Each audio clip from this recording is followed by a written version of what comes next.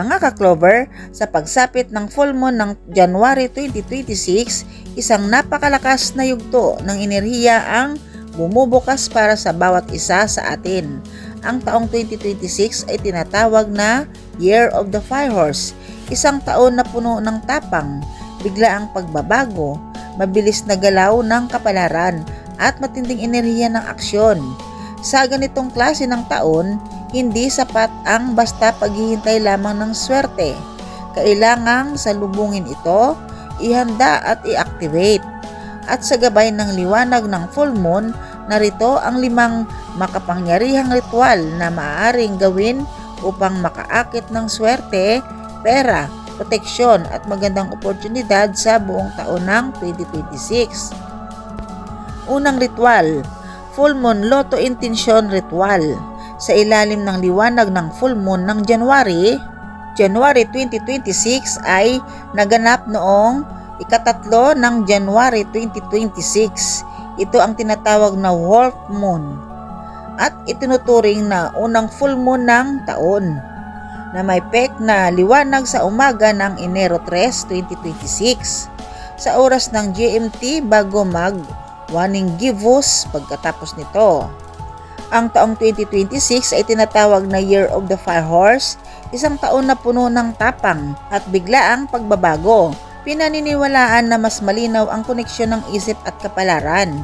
Sa ritual na ito, tahimik na umupo, huminga ng malalim at ituon ang isip sa kasaganaan.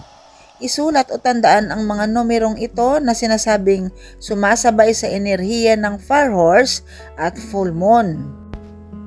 3, 8, 12, 18, 26, at 45. Ang numero 3 ay simbolo ng paglago at paglikha. Ang 8 ay walang katapusang kasaganaan. Ang 12 ay kumakatawan sa kabuuan ng taon. Ang 18 ay swerte sa Feng Shui.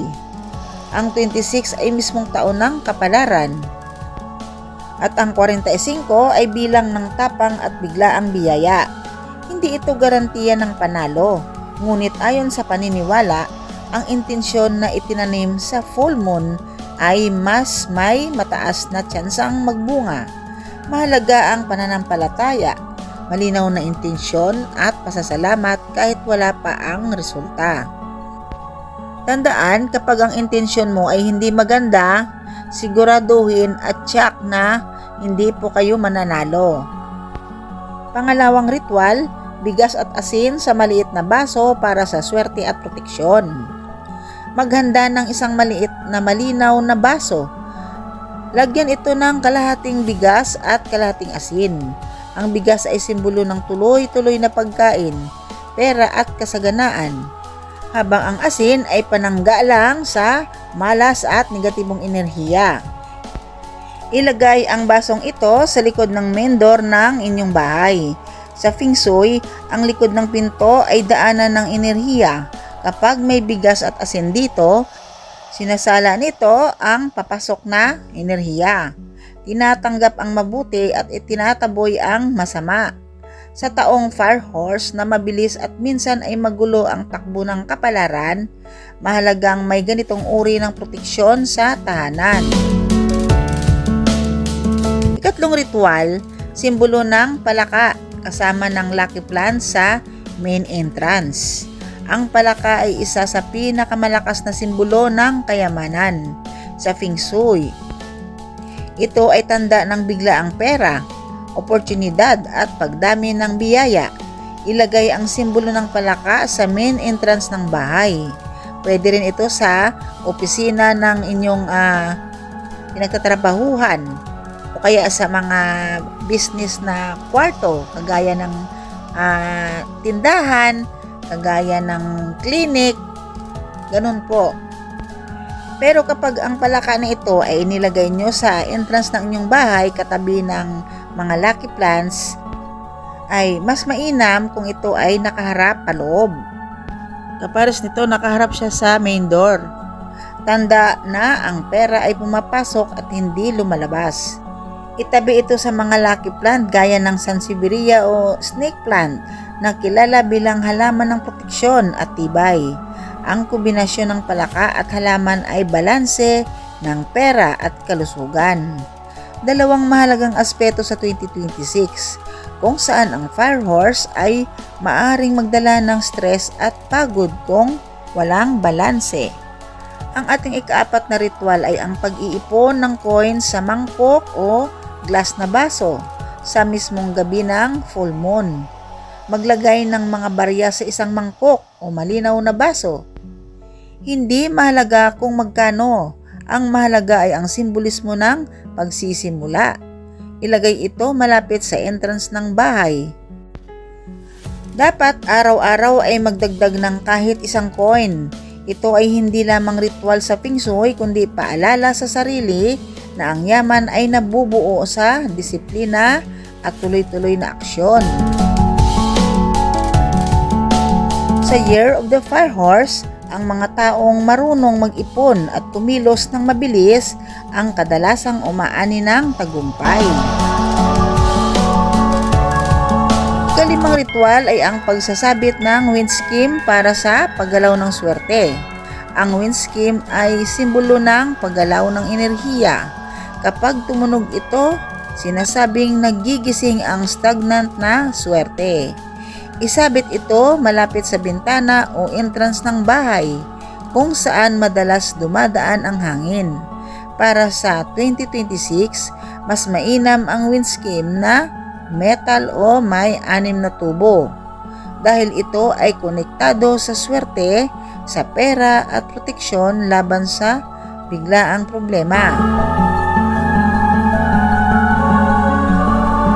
Sa isang taon na mabilis at pabago-bago, ang tunog ng windscreen ay paalala na ang swerte ay kailangang gumalaw, hindi dapat nakaimbak lamang.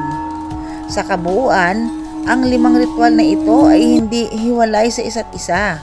Ito ay magkakaugnay, may intensyon, may proteksyon at may simbolo ng yaman, may disiplina at may paggalaw ng enerhiya.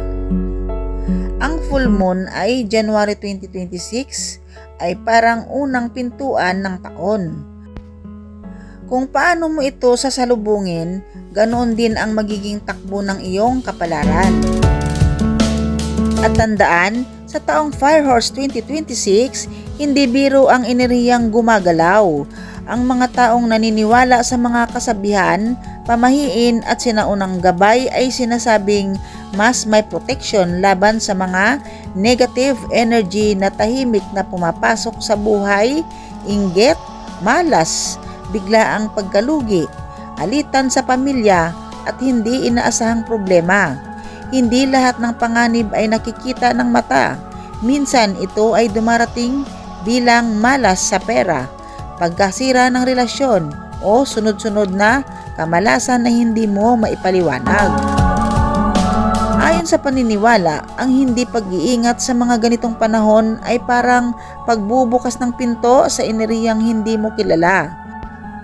Sa ilalim ng full moon ng January 3, 2026, mas aktibo ang mga puwersang hindi nakikita. Kung may liwanag, may kasamang anino, kaya ang mga ritual, pamahiin at simbolo ay hindi basta tradisyon lamang, kundi panangga. Ito ang nagsisilbing harang para hindi basta-basta makapasok ang malas, galit at negatibong impluwensya sa ating tahanan at buhay. May mga taong nagsasabing wala lang yan, ngunit kapansin-pansin na sila rin ang madalas makaranas ng biglaang problema, nawawalang pera, sirang plano o paulit-ulit na malas. Sa taong Fire Horse na likas na mainit at pabigla-bigla, ang kawalan ng proteksyon ay maaaring magdulot ng sunod-sunod na pagsubok, kaya mas mabuting maging handa kaysa magsisi. Hindi ito tungkol sa takot, kundi tungkol sa pagiging mulat at maingat. Ang maniniwala ay nagbibigay ng direksyon sa isip, at ang malinaw na isip ay mas kayang umiwas sa kapahamakan. Kapag may gabay, may depensa. Kapag may pag-iingat, may kaligtasan, at kapag may respeto sa mga sinaunang paalala, mas nagiging maayos ang daloy ng kapalaran. Sa huli, nasa atin pa rin ang desisyon, ngunit sa panahong puno ng mabilis na pagbabago at malalakas na enerhiya tulad ng 2026 Year of the Fire Horse, ang kaunting paniniwala at paghahanda ay maaaring maging malaking proteksyon sa ating buhay, tahanan at kinabukasan. At ang tunay na swerte ay dumarating sa taong may malinaw na layunin, masipag na kilos at pusong marunong magpasalamat.